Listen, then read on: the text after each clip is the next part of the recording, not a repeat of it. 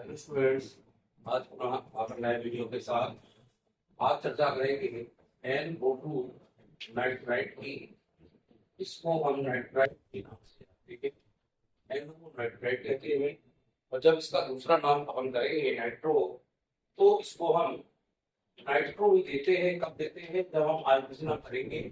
लेकिन अभी चूंकि हम सामान्य नाम पढ़ रहे हैं, इसलिए आप लोगों को यही ध्यान देना है। यदि हमने आर लगा दिया था एल्किल नाइट्राइड, आर डैश लगा दिया तो ये एरिल नाइट्राइड कहलाएगा। क्या कहलाएगा? Aryl nitride. तो एल्किल या एरिल के रूप में हम इसको लिखने के लिए अपन इसको बार बार आर को एल्किल बताया मैंने बार बार आपको।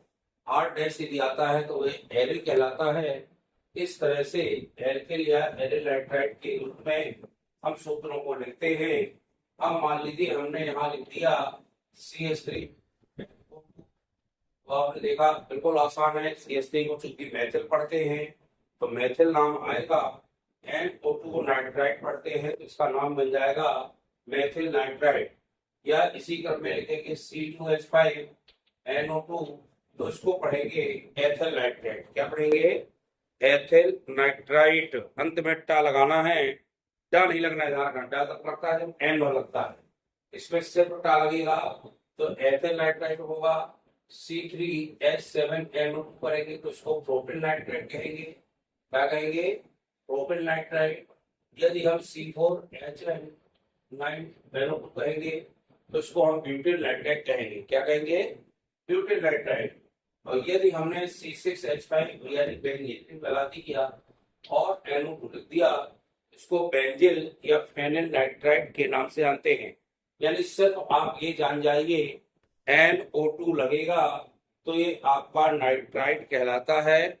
फिर मूलक जो लगे, चाहे वो एल्किल के रूप में लगे तो एल्किल मूलक में methyl ethyl propyl benzyl pentyl hexyl heptyl octyl nonyl कुछ भी लगा सकते हैं और अंत में नाइट्राइड लगाया जाएगा। यदि इसी रूप में देखें C6H5, तो चूंकि ये बेंजीन सदस्य है और बेंजीन रिंग के रूप में यदि हम एक हाइड्रोजन निकाल देते हैं तो फेनिल या बेंजीन नाम देते हैं। इसका फेनिल नाइट्राइड या बेंजील नाइट्राइड इसको कहा जाएगा। इस तरह से नाइट्राइड मूलक करते हैं। यदि हम C5H11NO2 कहेंगे तो इसका नाम बनेगा पेंटिल नाइट्राइड। क्या नाम देंगे? पेंटिल नाइट्राइड देंगे।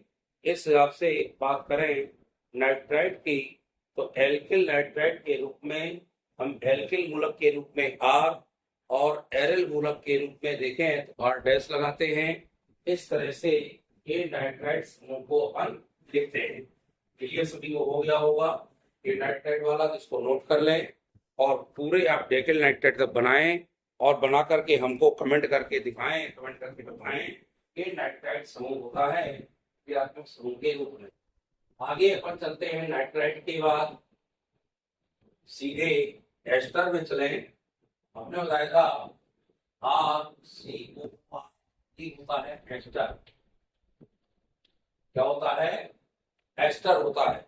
इसको एस्टर के नाम से जानते हैं। यदि आगे हम मैं आपको सूत्रात्मक बताया था COOR, ये बताया था। इसको एस्टर कहते हैं। एक तरफ आपका बॉन्ड खाली है, यानी यहाँ एल्किल या एरिल मूलक लगाया जाएगा और ये एस्टर नाम दिया जाता है। क्लियर हो गया?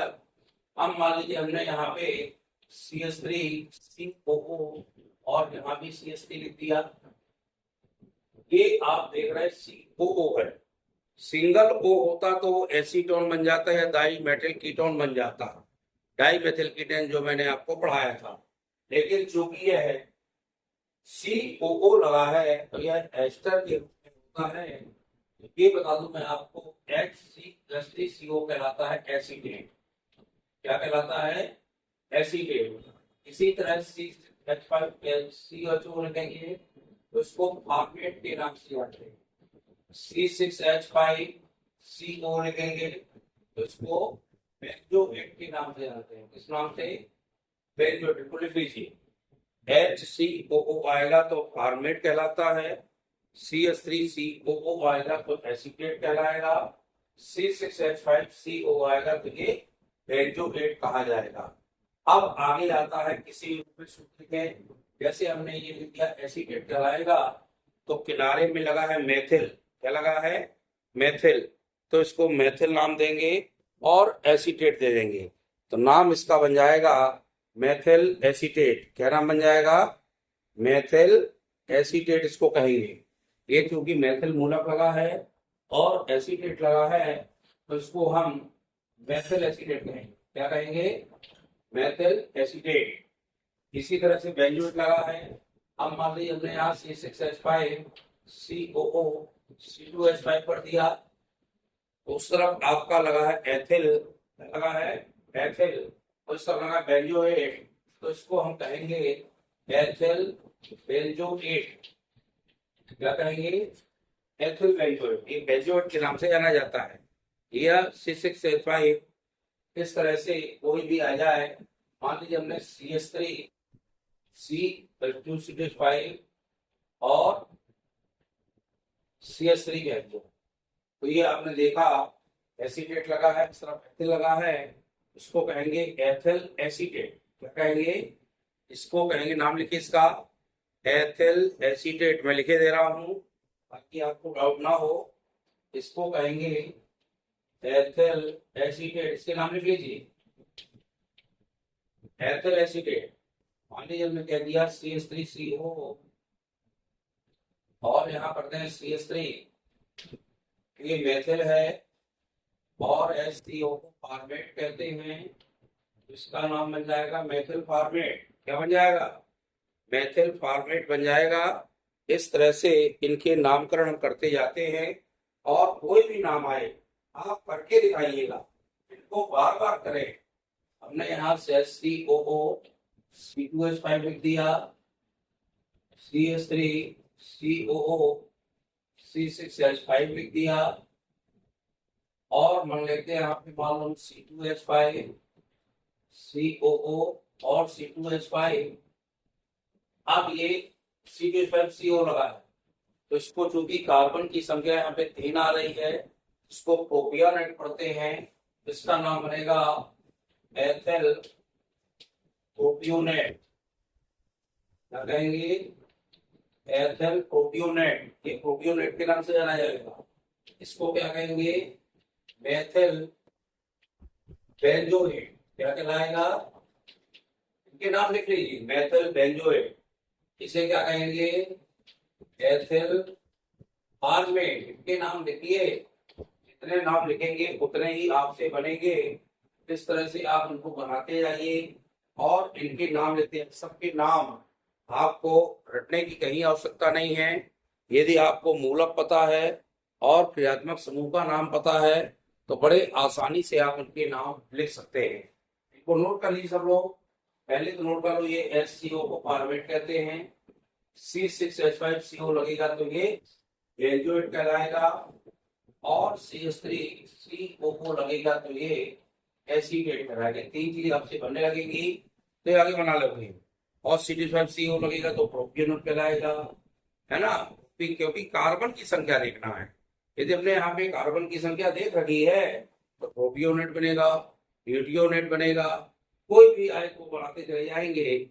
लेकिन हमको ये ध्यान रखना है कि किस हिसाब से मेथिल और एथिल मूलक बनते हैं। उन मेथिल और एथिल मूलक को क्रम से देखते हुए आप इनके नामकरण आसानी से कर सकते हैं, और ये करिए। जितने आप ये करेंगे उतने ही आपसे बनेंगे। इनको आपको लिखना है, बार बार प्रयास करना, लिखने का प्रयास करते जाइए और इनको लिखते जाइए। इस तरह से आप बना लीजिए इनको, CH3 COO और CH3। अब देखिए वही आगे ऊपर, ठीक है, थोड़ा सा ध्यान देना पड़ेगा।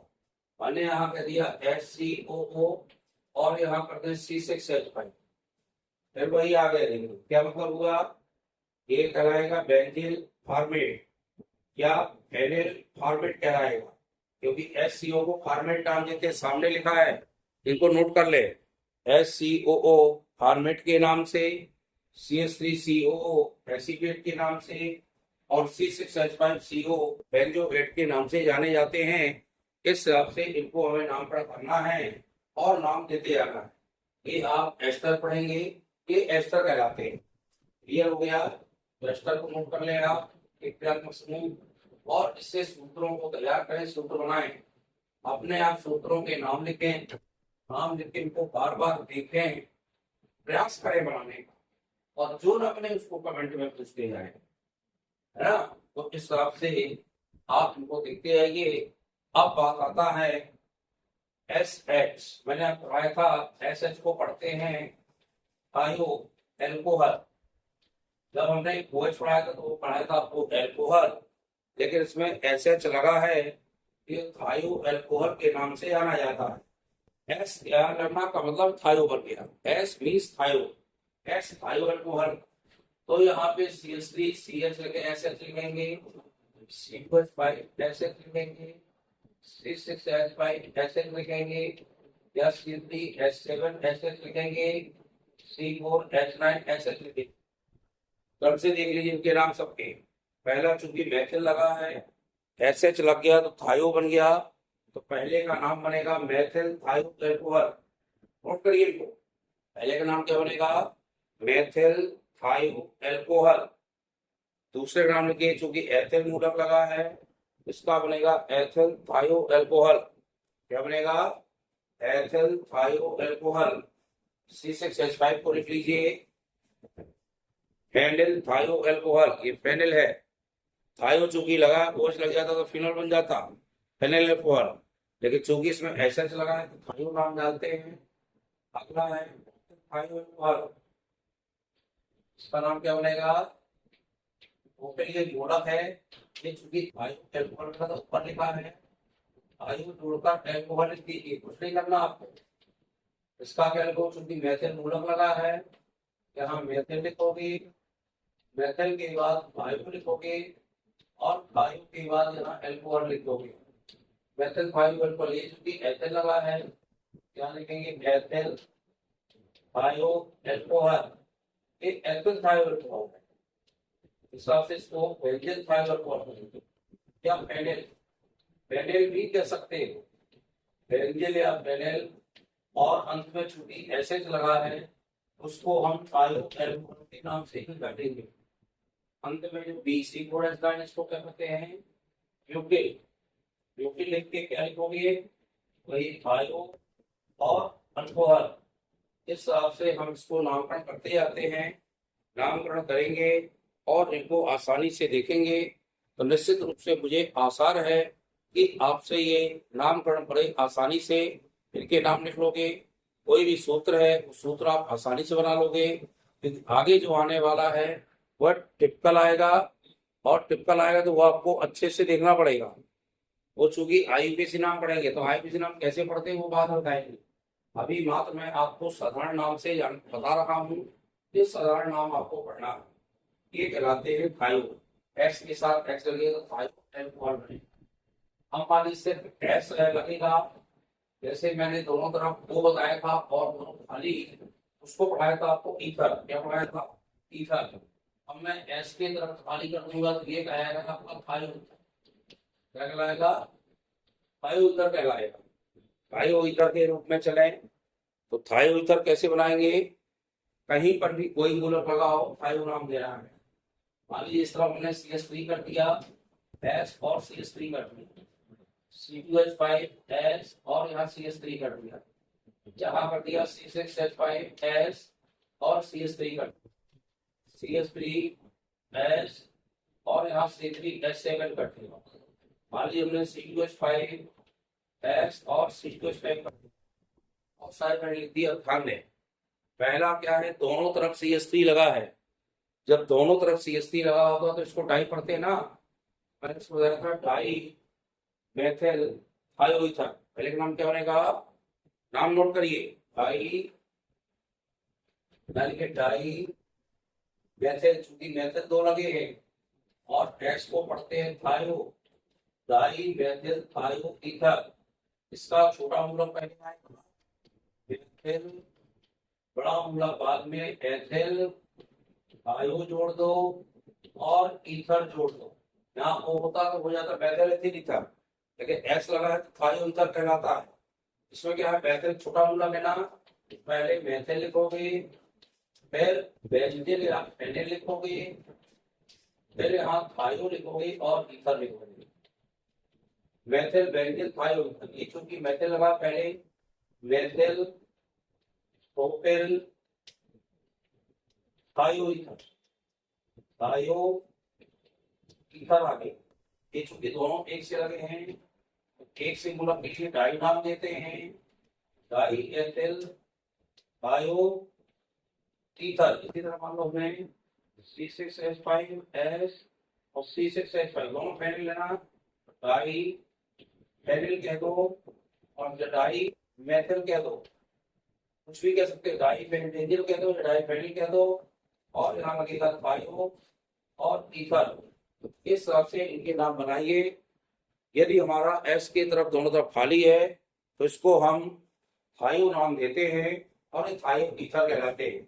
इनके नाम नोट कर लीजिए, ये थायो ईथर के नाम से जाना जाता है कि एस लगेगा और मूलक लगेंगे तो ये थायो ईथर कहलाते हैं। और थायो ईथर के नाम से आप इनके नामकरण आसानी से बना पाएंगे।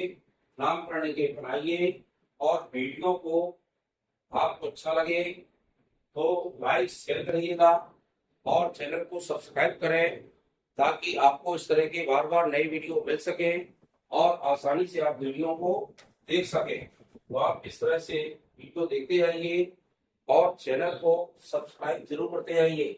ये आप नोट कर लें, ये थायो ईथर है, आर लगेगा, बीच में एस लगेगा तो थायो के नाम से जाना जाएगा। इसको हम थायो ईथर कहते हैं। क्या कहते हैं? थायो ईथर। या थायो ईथर के नाम से इसको बनाएं और बनाने के बाद इसको आप अच्छे से चैनल को सब्सक्राइब करें और वीडियो लाइक शेयर करें ताकि आप इस तरह के बहुत सारे वीडियो को आसानी से देख सकें। बहुत बहुत धन्यवाद।